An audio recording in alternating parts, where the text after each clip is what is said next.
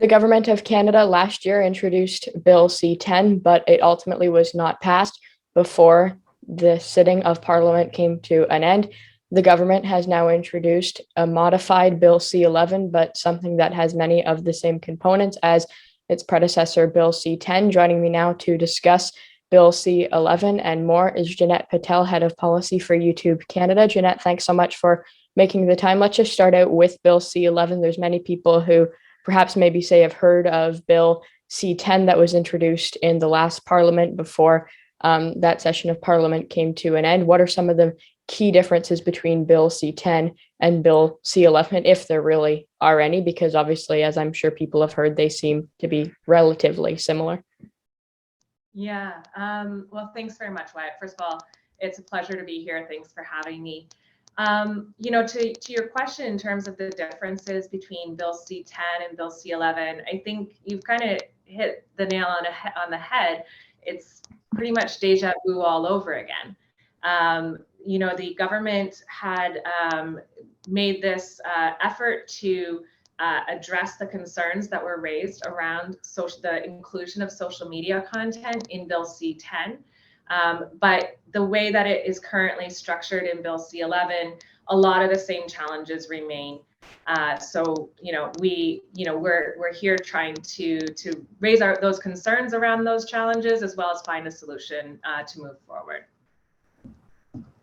And you hear many people talk about, obviously, one main component of the bill, as the government describes it, is wanting to be able to promote more Canadian content. Do yourself and YouTube view that as a positive thing or a negative thing? Obviously, at first glance, I'm sure it may seem like a positive thing for people in Canada, but what may be some of the, between the lines things that people maybe aren't yet seeing?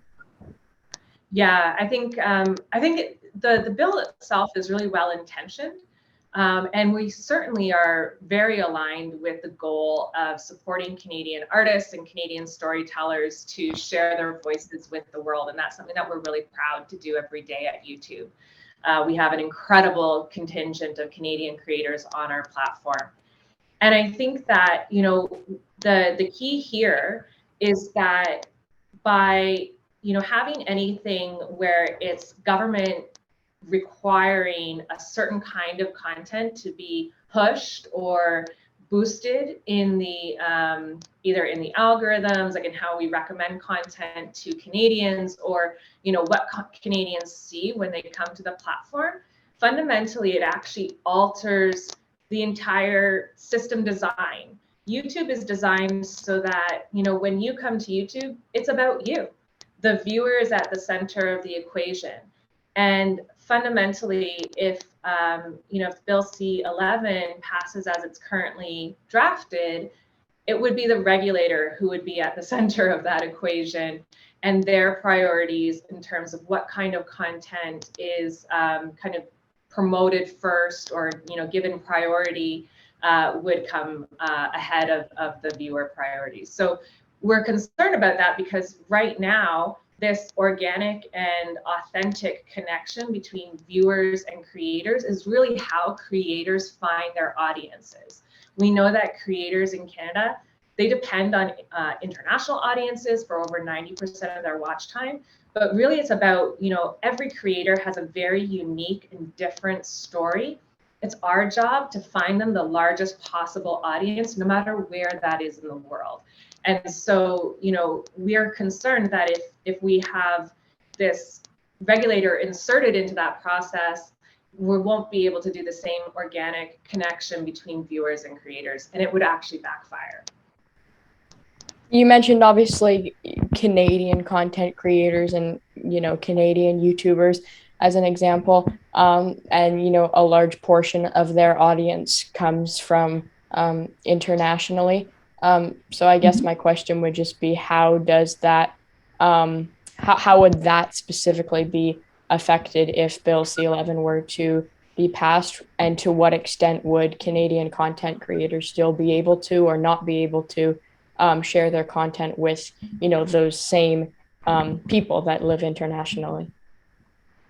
Well, I think maybe I'll give you a bit of an analogy, right? So YouTube is built around responding to every individual viewer's specific needs and interests at any given moment in time, but also being able to apply that at a global scale. So there's 2 billion users who come to YouTube every month. And so what we do is we look at, your viewer behaviors. So what kind of content do you choose to watch? What do you watch all the way to the end? What do you give positive feedback or negative feedback to? And then what we do is we say we apply the lessons of the content that you would like to viewers who are similar like to you across that 2 billion person user base. So our concern is for these Canadian creators who depend on their international audiences for 90% of their watch time and really for their revenue. If they are being pushed in front of Canadians who aren't particularly interested in that content, their content, what it would mean is that if those Canadians gave them a thumbs down, or they kind of said, what, not interested in this video, gonna move on to something else, our systems will be taught that content isn't particularly relevant or isn't high quality or engaging for viewers like them. And then they'll apply those lessons globally. So fundamentally, you have this kind of exponential impact of these mismatches between viewers and creators. And I think that's totally, not the intention of this government, but it's what happens when you kind of apply the, approaches that were designed for completely different technologies from the 1960s, and you apply them to 21st century platforms like YouTube.